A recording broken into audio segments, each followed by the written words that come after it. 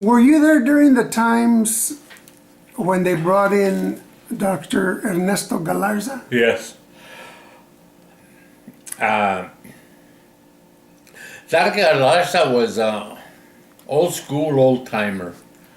He was a good man, very well educated, but I always had this feeling that it was his way or the highway.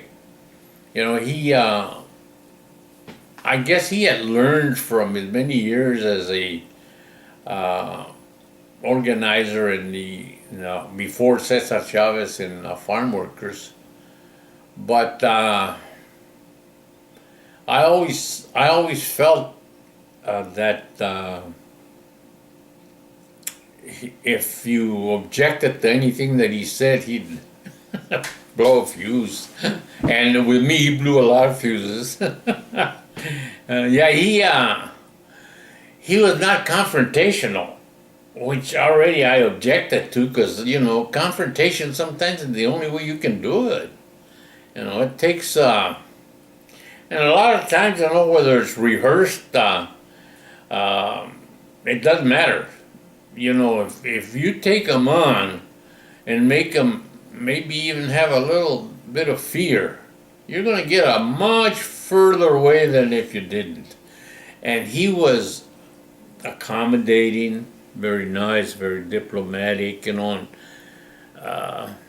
know, I found myself, that doesn't get you too much. The other side probably laughs over dinner when they're talking about it, because they're not interested in helping improve conditions for Chicanos. They're a very violent, if you will,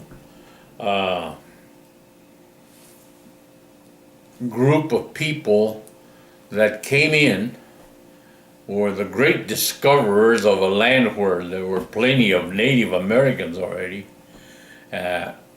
killed most of them, put in reservations to rest, attacked Mexico when even Abraham Lincoln thought it wasn't a very good idea, and took over Texas, Arizona, Colorado, California, parts of Idaho, and signed the Treaty of Guadalupe Hidalgo, which, like most treaties in the United States, means nothing.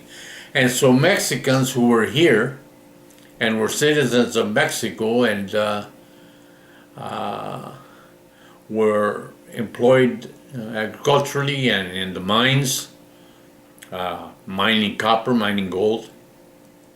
All of a sudden, the American legislation in California says you can't do that because you're a foreigner.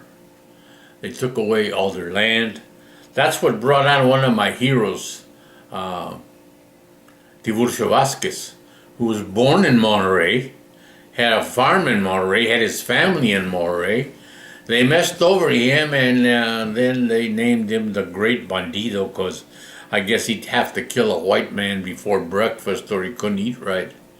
And he became a kind of a Mexican Robin Hood, took a whole bunch of stuff from people that had it and gave it to poor people, which I think is the right thing to do when you're being ostracized in the fashion that many Mexicans were.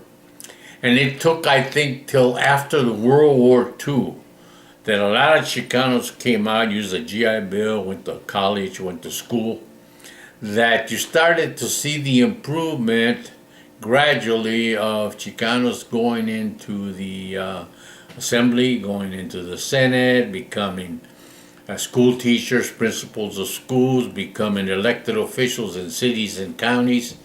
And although the racism may still be latent, it's not as out front as it used to be, and there's an awful lot of Chicanos that seeing it happen put a stop to it immediately. Dr. Galarza was not the kind that would do that with confrontation. He wanted to do everything with kind of a diplomatic, gentlemanly, reasonable kind of fashion. And I found that with these people, that doesn't work too often. You got to take him on, you got to let him know that he's not the boss and you may not be the boss, but if somebody's got to be chosen, you're the boss. And it works, to my knowledge, better than anything I've seen before.